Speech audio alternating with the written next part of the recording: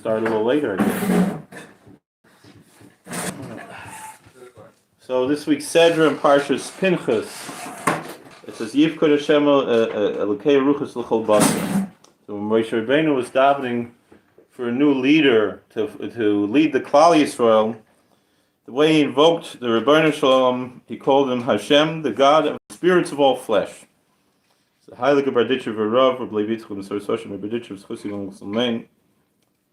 He brings a klal. There's a general concept as follows: Yesh le'ulamait schus al Yisrael ma she'enim oisem ritzoyin b'smidas k'malachim.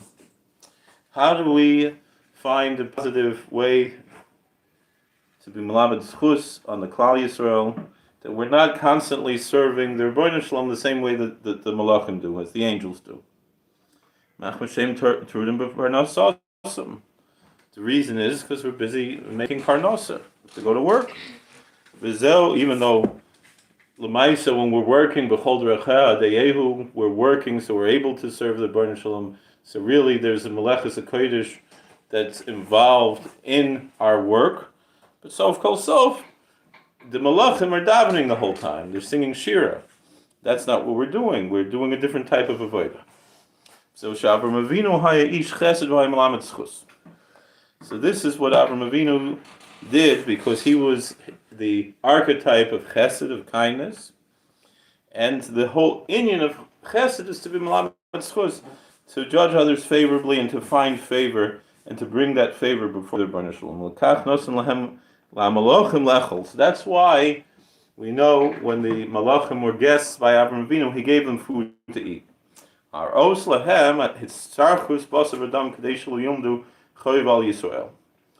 the malachim, the angels, should understand what it's all about in this world. That we have things we need to eat, we need to drink, we need to go work. And so we're busy. So this way the angels should understand a little bit what it's like to be a Jew. So that's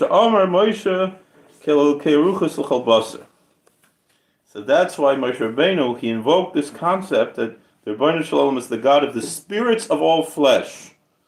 What does it mean? That since a human being is materialistic, is a physical, he's flesh and blood, first to make a living.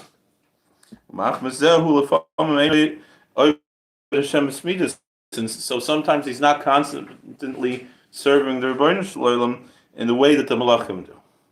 So that's why Moshe Rabbeinu said that Hashem should appoint, Hashem, who is the God of the spirits of all flesh, should appoint a leader. That you should find someone to judge, a leader, that will always find something positive to say about his fellow Jew. That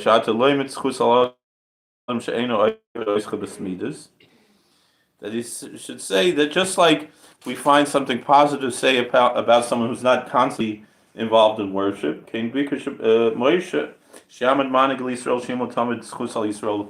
essentially that's what the Rebbeinu Shalom does as well.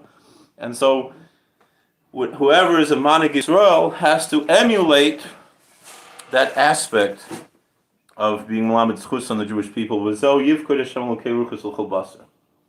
is the concept that we see, that the Lord, the God of the spirits of all flesh, should appoint a man over the community. Just you, Rebbeinu Shalom, are a God of the spirits of all flesh. And you, Rebbeinu Shalom, you're Melamed Zchus on the Klal Yisrael. That's the type of man that you should appoint to be over the congregation. Shemanik Yisrael, Yagam King Melamed Zchus al Yisrael. That just as the Rebbeinu Shalom is Melamed Zchus on the Klal Yisrael, so too that is the way that a Manig Yisrael has to be.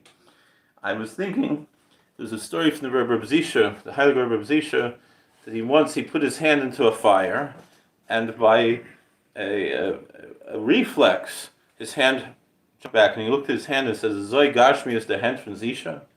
How materialistic is this hand of the Rebbe Zisha?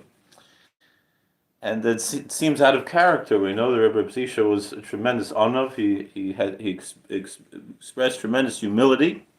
So how could he expect that he should be able to put his hand into into the fire and not be burned? The answer is, he knew who he was. He knew what a great tzaddik he was. He knew how spiritual he was. But there are many people that are so heavenly minded, they're no earthly good.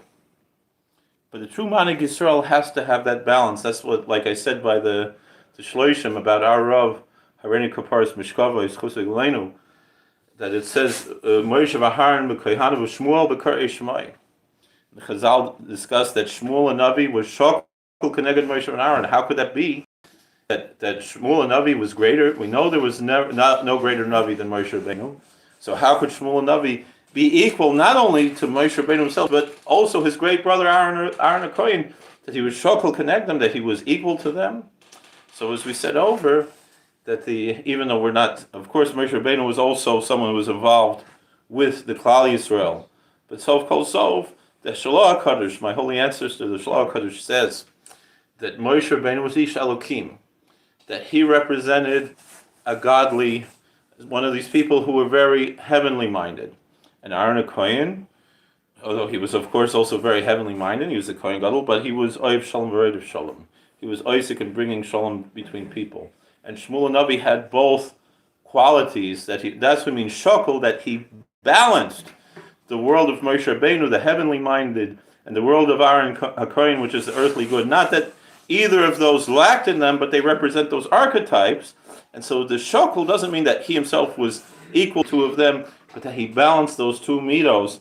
And so to our Rav, who had the name of Shmuel Navi, Zechus Yigolenu, also he was able to balance those two worlds, and we should all be worthy to emulate his ways and the ways of all the tzaddikim. We zeicha ourselves, each of us is a manik, because what we deal with, and we interact with other people, we're having an influence on other people. So each of us should emulate this aspect of being a Manik Yisrael, in that way of finding the positive things about everyone, and that way we zeicha to be a skilled tzaddik meher.